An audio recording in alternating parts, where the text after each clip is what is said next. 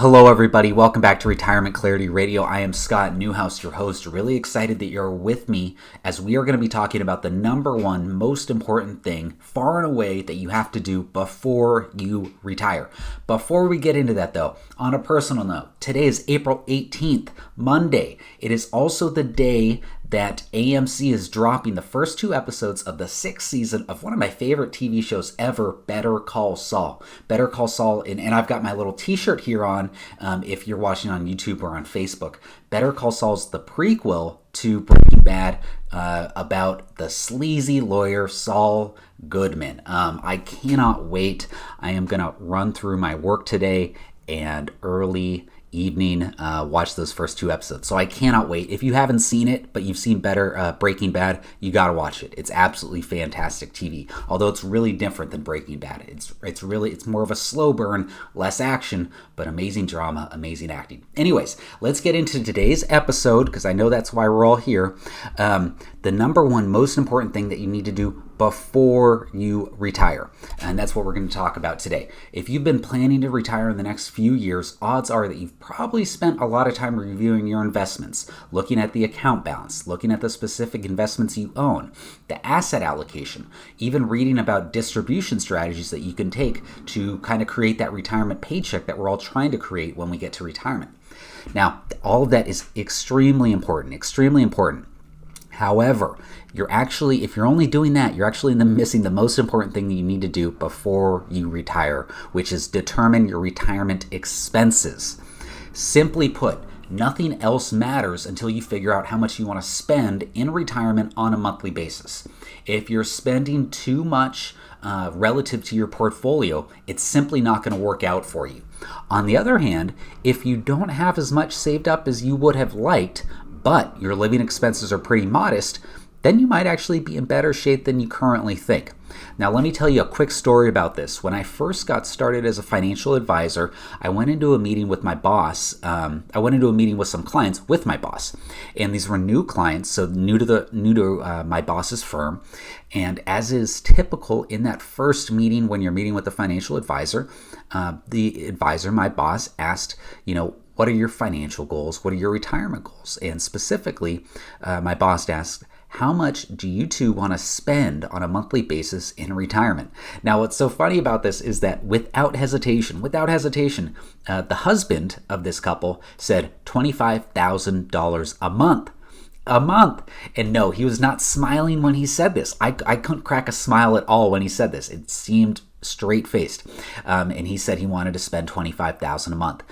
So we just made a note of it in our notes, and we discussed it a little bit with them. But after the meeting, my boss and I got to creating their own financial plan.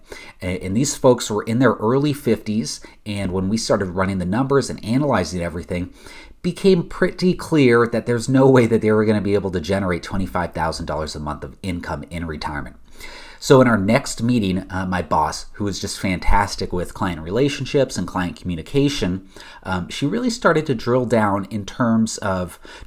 with these clients what they actually needed to spend to live a comfortable retirement. Not necessarily what they wanted, but what they needed to live a comfortable lifestyle. What will their housing expenses be? What do they need to keep the lights on, food on the table, etc.? What do they need to spend on fun activities like hobbies and other things that come on up? And once she was done with that, do you want to know what the total number that we arrived at? It was only $5,000 a month. Yes, they only needed $5,000 a month in terms of having that comfortable lifestyle. They did not need $25,000 per month. So where did that husband get the $25,000 a month number from? I'm not sure. I don't really remember. It was like 7, maybe 8 years ago at this point, and I can't remember if we asked him specifically where he got that $25,000 a month from. But let's just do some simple math to illustrate what a difference $25,000 a month versus $5,000 a month makes. So the average Social Security check in 2022 is around $1,657 a month per person. So let's just assume for this gentleman and his wife, let's assume their total Social Security benefit was going to be $3,314. Basically, the average Social Security check times 2. So $3,314 a month. That means if they wanted to spend $5,000 a month, then they need to take out $1,686 from their investment accounts per month. Now, to figure out how much money you need to generate that monthly income, what you do is you take that $1,686 a month that you need from your investment accounts, you multiply it by 12, for 12 months, of course, and then the annual number there is $20,232. And that's the total amount that they'll need over the course of the year. Now, if you follow the 4% rule in terms of distributions, which I'm not sure you should follow, and I've done some previous episodes on that, but it's a decent rule of thumb to start with. 4% rule is definitely a decent rule of thumb to start with. I won't live my retirement based off of it though. So to find out how much they needed in their accounts to generate that $20,232 over the course of the year, what you do is you simply take that amount and then you divide it by 4%. So $20,323 divided by 0.04 equals $505,000. In other words, if you have $500,000 saved up at a 4% distribution rate, you can roughly get around $20,000 per year from your investments, which would help these folks get to that $5,000 a month mark that they wanted in retirement. I'm avoiding taxes here just to make it simple, but yeah, you'd obviously have to factor in what accounts you're taking this out from and how much taxes you need to account for those distributions. Now, that's how much they would need if they wanted to generate $5,000 a month in retirement. But let's transition back to $25,000 a month, which is what they told us initially. Using those same numbers, $25,000 a month over the course of the year is $300,000. That's a lot of money. So then you do the same math, $300,000 divided by 0.04, and that equals $7.5 million, which represents how much you would need to have in investment accounts to be able to spend $300,000 a year and have a good chance that money would continue on in year 20, 30, 35, etc. So that is $7.5 million. I don't know about you, but it would take me a long, long time to save up $7.5 million. I also don't have any idea what I would spend all of that money on, to be perfectly honest. And so my point right here with this, it's a big illustration, it's a big difference, but my point here is that there is a dramatic difference in terms of what you need to have in your investment accounts, solely dependent on how much you want to spend. So if you want to spend a lot of money in retirement, you better have the investment accounts, the balance, really high up to justify that number.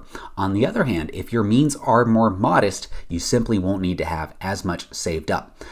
Further, knowing what that monthly number is for you and your spouse makes a tremendous difference in terms of how you plan for your retirement and how quickly you can retire. The question I think a lot about personally, as well as with my clients, is what is more valuable, an extra $1,000 a month to spend in retirement, or the freedom to do what you want with your life, how you want it, completely on your terms, quicker than you would otherwise? Now, I'm a modest guy, so the answer for me is quite simple. Let me choose how to live my life, and I'll make sure the dollars and the cents works out. But I don't want to play by anyone else's game longer than I need to just for a couple extra bucks. Now, your answer might be different than mine, and that's completely fine.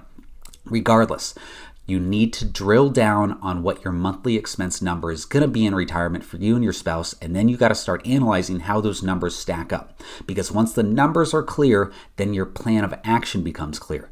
Because if you have fuzzy numbers, or if you haven't spent any time on these numbers, then no one is going to be able to tell you if, when, or how you can retire. So regardless of whether you work with a financial advisor, you do all of this yourself, what you've got to drill down before you retire is how much you and your spouse want to spend. The smaller that number is, the quicker you're going to be able to retire. So I hope this is helpful, and I hope you all have a great week. Bye.